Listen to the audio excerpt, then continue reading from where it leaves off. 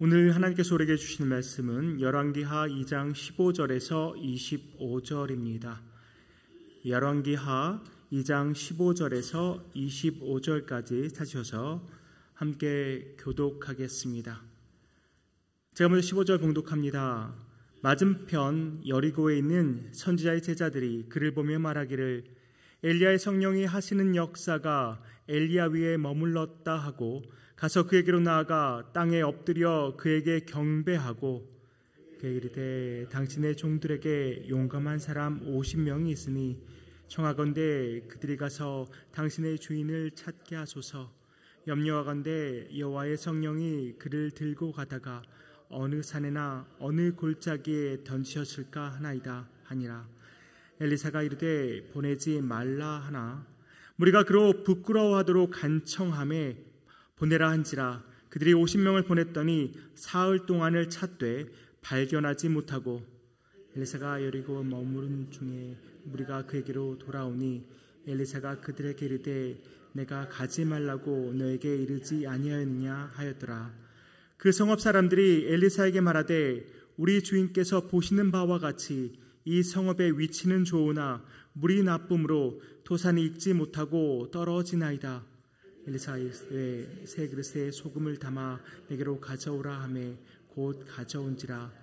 엘리사가 물 근원으로 나아가서 소금을 그 가운데에 던지며 이르되 여호와의 말씀이 내가 이 물을 고쳤으니 이로부터 다시는 죽음이나 열매 맺지 못함이 없을지니라 하셨느니라 하니 그 물이 엘리사가 한 말과 같이 고쳐져서 오늘에 이르렀더라.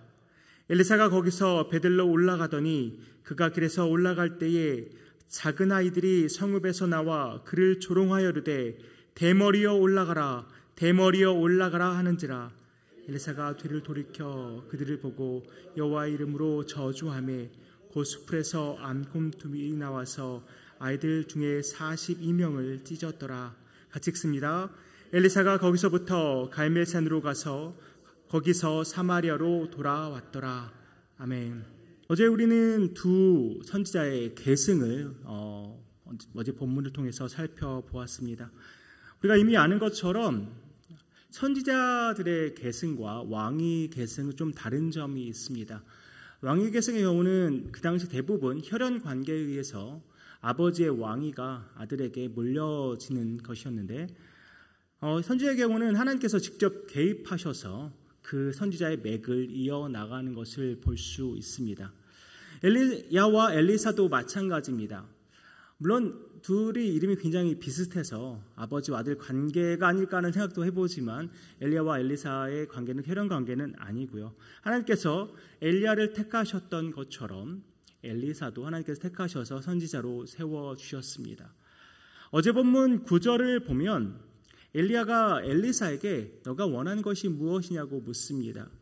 그 물음에 대해서 엘리사는 엘리야의 성령이 하는 역사, 다시 말해서 엘리야의 능력이 갑절이나 자기에게 있기를 원한다고 답합니다.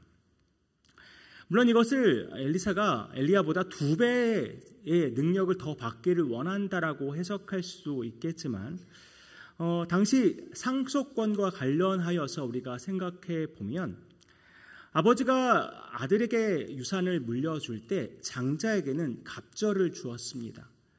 그런 것들을 그 관점에서 우리가 생각해 보면 엘리야는 지금 물론 엘리사는 지금 엘리야와 혈연 관계는 아니지만 그 엘리야의 장자권, 그 장자권을 내가 대물림 받기 원합니다 라고 해석할 수 있다는 것입니다. 엘리야가 평생 누렸던 그런 이스라엘에서의 독특한 그 위치와 그 특별한 능력이 자기에게도 임하기를 원했던 것입니다.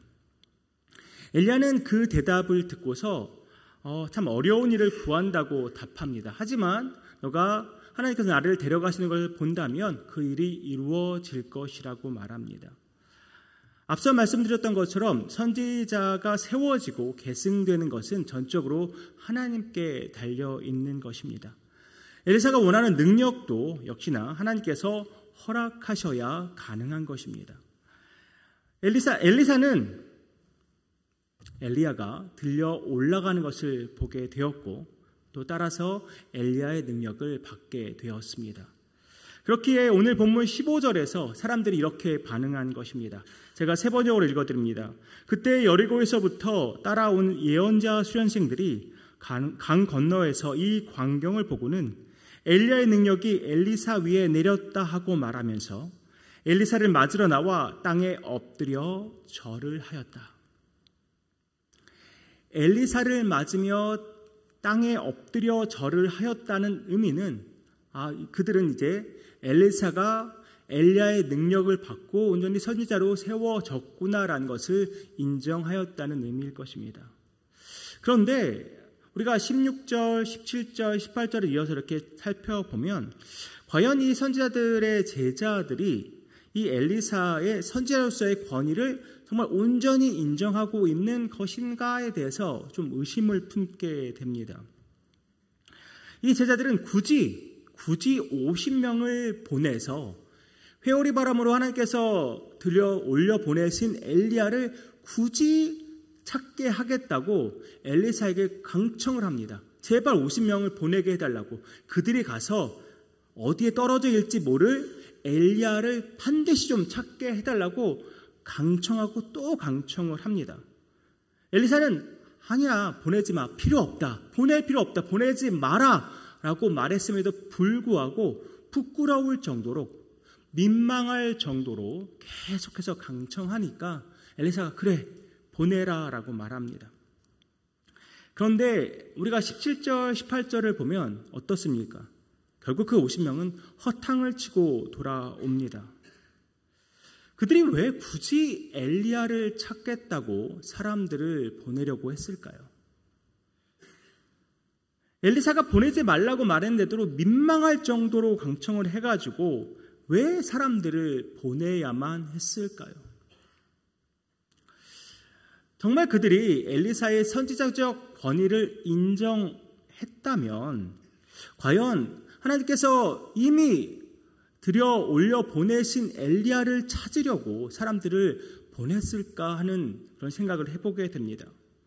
하나님께서 엘리사를 선지자로 온전히 세우셨다는 것을 인정했다면, 그리고 이미 엘리야를 하늘로 들려 올려 보내셨다는 것을 인정했다면 굳이 50명의 사람들을 보내야만 했을까? 그럴 필요 없었는데 이 사람들은 정말 지금 엘리사의 권위를 인정하는 것이 맞을까라는 의심을 품게 됩니다. 이런 이유에서인지 하나님께서 엘리사로 하여금 두 가지 기적을 행하게 하십니다. 첫 번째 기적은 여리고에서 일어납니다. 여리고 성읍에 물이 좋지 않았던 것 같습니다. 그래서 토산이 있지 못하고 떨어진다고 사람들이 엘리사에게 보고를 합니다. 또 다른 성경 번역을 보면 단순히 땅만 그런 것이 아니라 또 사람들도 그 물을 마시고는 또 임신한 여자가 유산을 하기도 했다고 말하고 있습니다. 그만큼 물이 매우 나빴다는 것입니다. 이 이야기를 들은 엘리사는 소금을 가져오라고 합니다. 그리고 그 소금을 가지고 물의 근원에 가서 뿌리고는 그 물을 고칩니다.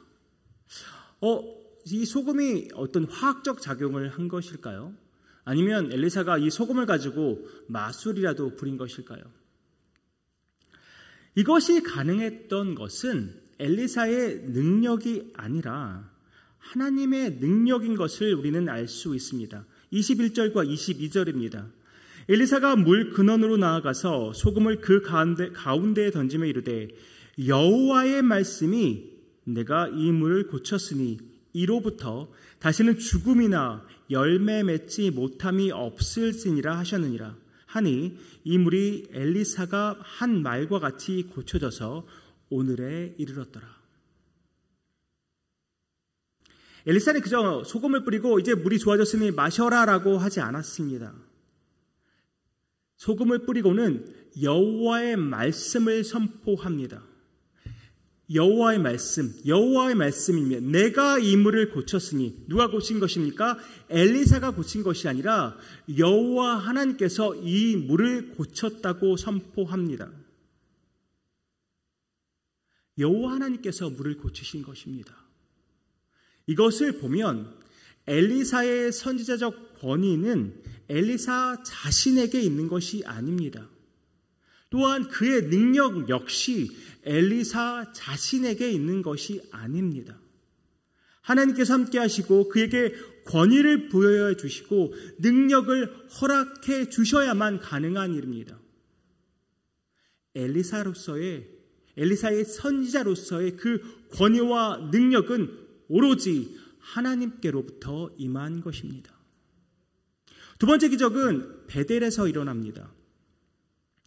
사실 이 사건을 보면 이것을 기적이라고 말해야 할지 저주라고 말해야 될지 모르겠습니다. 아마 많은 성도님들이 이 구절을 읽으시면서 좀 의아해하셨을 것입니다. 단순하게 읽으면 어린아이들이 딱 나와서 대머리 선지자를 보고서 그 머리를 보면서 놀린 것입니다. 아, 대머리 선지자 올라가라, 대머리 올라가라 라고 놀렸는데 대머리인 엘리사가 화가 나서 그들을 저주하니까 갑자기 숲풀에서 앙금 2마리가 나와서 42명을 찢어 죽였다. 이것만 보면 정말 잔인한 이야기이고 비극적인 이야기가 아닐 수 없습니다. 그런데 우리가 이 구절에 대한 정보와 지식을 조금만 더 갖는다면 이것은 단순히 어떠한 잔인한 비극의 이야기가 아님을 알 수 있습니다. 먼저 베델이 어떤 곳입니까?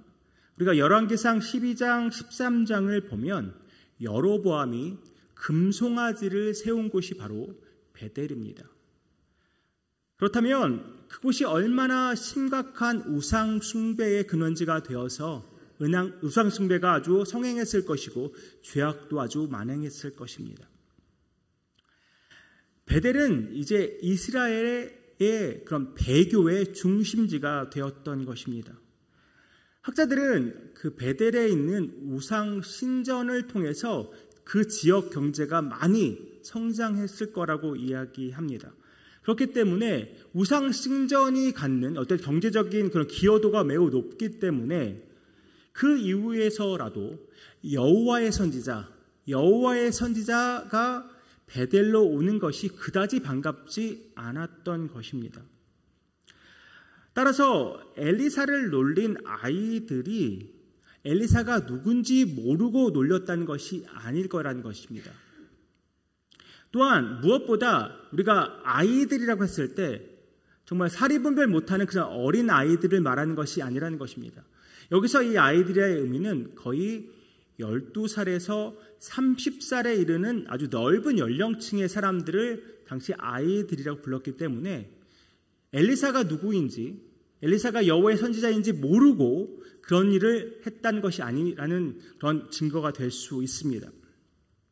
따라서 이 아이들은 엘리사가 여호와의 선지자인 것을 알고서 악한 의도를 가지고 올라가라, 다시 말해서 꺼져라라고 엘리사에게 모욕과 그런 비아냥을 퍼부은 것입니다. 이것은 단순히 엘리사만을 모욕한 것이 아닙니다. 선지자의 역할이 무엇입니까? 하나님의 말씀을 대언하고 하나님의 뜻을 사람들에게 선포하는 일입니다. 그렇다면 엘리사를 놀리고 모욕하는 것은 결국 하나님을 놀리고 모욕하는 것입니다. 그렇게 엘리사는 여호와의 이름으로 그들을 저주하였고 숲에서 암컷 2이 나와서 42명의 아이들을 찢게 된 것입니다. 하나님은 이 두 기적을 통해서 하나님을 믿는 사람들 앞에서 그리고 하나님을 믿지 않는 사람들 앞에서 선지자 엘리사의 권위를 세워주셨습니다. 그러나 이것은 단순히 엘리사의 권위만을 세워주신 것이 아닙니다. 이것은 하나님 자신의 권위를 세우신 것입니다. 하나님 자신의 능력을 보여주신 것입니다. 하나님의 권위는 믿는 자이건 믿지 않는 자이건 상관없이 인정되어야 합니다. 따라서 우리 믿는 자는 하나님의 말씀 앞에 하나님의 권위 앞에 무릎을 꿇고 매 순간 성령이 인도하심에, 그 성령의 인도하심에 순종해야만 하는 것입니다. 하나님의 뜻과 계획에 의심을 품는 것이 아니라 오히려 신뢰와 확신을 가져야 하는 것입니다. 하나님께서 계속해서 우리 삶 속에서 성경 말씀으로 또한 상황과 환경을 통해서 우리에게 말씀하시고 또 말씀하십니다. 그리고 그 말씀의 권위에 순종하라고 명하십니다. 생사화복을 주관하시고 우리 삶의 왕 되신 하나님을 우리가 경외하고 그 권위를 인정하는지, 그리고 하나님의 말씀에 우리가 순종하는지 하나님께서 우리를 지켜보십니다. 그뿐만 아닙니다. 세상도 그러한 우리를 지켜보고 있습니다. 오늘 하루도 내 삶에 임하신 하나님의 권위를 인정하는 우리 모두가 되기를 소망합니다. 하나님의 능력의 말씀에 순종함으로써 하나님의 역사를 경험하고 하나님의 영광을 세상에 온전히 드러내며 살아가는 저와 여러분 되기를 간절히 축복합니다. 기도하겠습니다. 아버지 하나님, 하나님의 그 권위, 하나님의 그 영광은 온전히 인정되고 선포되고 나타나야 함을 고백합니다. 우리 믿는 자 앞에서건 믿지 않는 자들 앞에서건 하나님의 권위는 인정되어야 합니다. 아버지 하나님, 먼저 우리 믿는 자가 그 권위 앞에 무릎 꿇기 원합니다. 그 말씀 앞에 무릎 꿇고 순종함으로 나가기 원합니다. 아버지 하나님, 내 생각을 내려놓고 오직 하나님의 뜻과 계획과 그 말씀 앞에 아버지 온전히 순종함으로 나아가는 우리 모두 되기 원합니다. 그러한 모습을 세상 사람들이 보며 하나님의 권위를 인정하고 하나님의 영광을 보기 원합니다. 주님, 우리 누장을 사용하여 주시옵소서. 이 모든 말씀 예수님의 이름으로 기도하옵나이다. 아멘.